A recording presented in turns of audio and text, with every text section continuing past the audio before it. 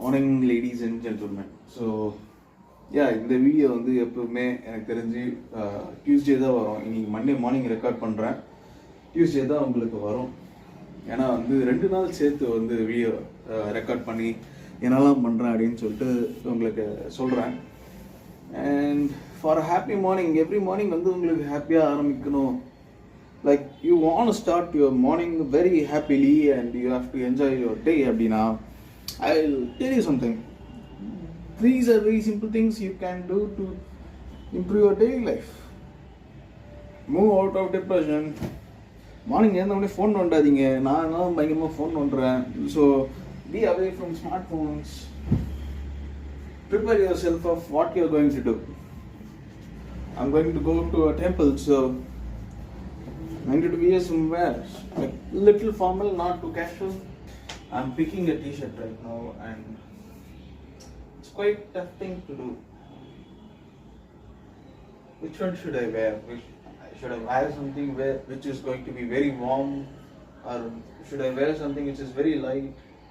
That's a very confusing thing to ever be there. I miss the green t-shirt with dang, my most favorite t-shirt.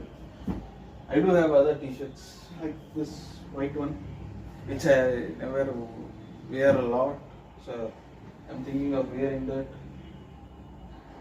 And last but not the least, come on man, I mean I bought many but I don't know where are they. I have around 3 options today. I've got this one,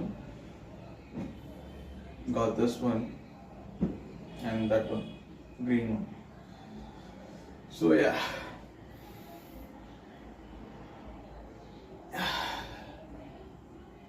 don't forget your morning. Just pose yourself a little. Look, you can see that skin, my color going so dark right now. Like this part is white, this part is going black, and half color tan. For every fresh morning, you need to start yourself fresh. Remember what you need to do, what you're going to wear, where you're going to go, and stick to that first. After that you can improvise everything. You can improvise where you're going to go, how you're going to go, what you're going to eat. Each and everything can be improvised, but remember one thing. Remember this simple thing. It's a fresh day, so forget if anything sad happened, bad happened yesterday. Start it fresh, start it new. Like this is the first day to enjoy this happiness.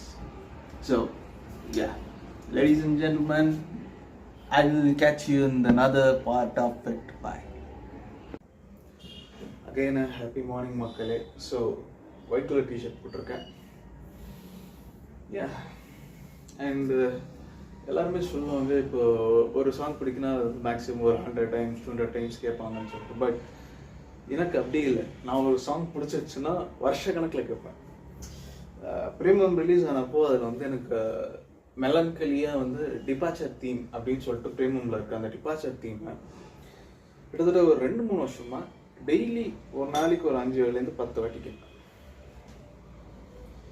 அதுக்கப்புறமா இப்போ சப்த சாகராச்சில் அந்த நதியே அந்த song வந்து இப்போ கேட்டுட்டு இருக்கல.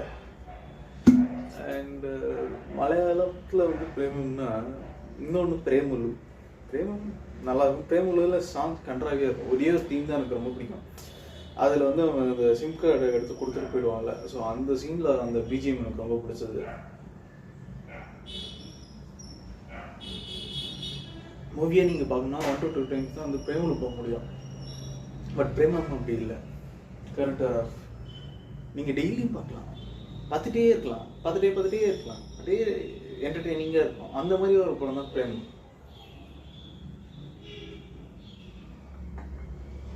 மார்னிங் 7:15 7:30 ஆகுது. தண்ணி எப்பவுமே குடிங்க. மார்னிங் எடுத்துகிட்டு கொஞ்சம் தண்ணி குடிச்சிங்கன்னா உங்கள் பாடி வந்து ஹைட்ரேட் ஆகும். அப்போ தான் காலை கடன்கள்லாம் சும்மா நல்லா கழிக்க முடியும். ஃபேஸ் கொஞ்சம் உப்பி போன மாதிரி குண்டாக இருக்கா. காரணம் என்னென்னா வயசாகுது, தாடி வேறு ட்ரிம் பண்ணிட்டேன், அதனால பார்க்க கன்றாவியாகவே இருக்கும். And I have one of the worst hairstyle you could ever imagine. பாருங்க, நல்லா இருக்கா? இருக்குங்க.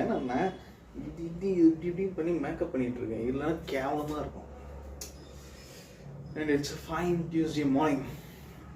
நம்ம என்னன்னு தெரியலங்க, எல்லா பசங்களுக்குமே இந்த போஸ் தான் வருது. எல்லாம் இடி போகிறோம், இடி இருக்கோம்.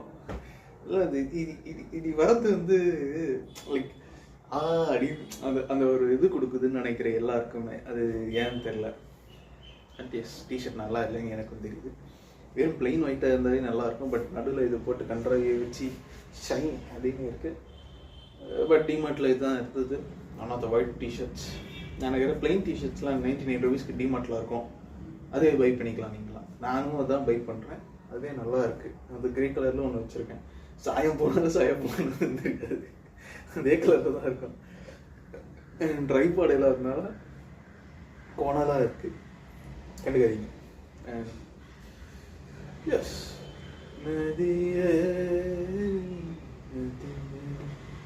அந்த சப்த சாகராட்சி எல்லோ படம் ரொம்ப இம்பாக்ட் ஆகிடுச்சுங்க. அப்படியே மனசை போட்டு அவன் பெண்ணின்ற போது அப்படியே என்னடா இப்போ என்னடா அடிக்கிற மாதிரி இருக்கும்.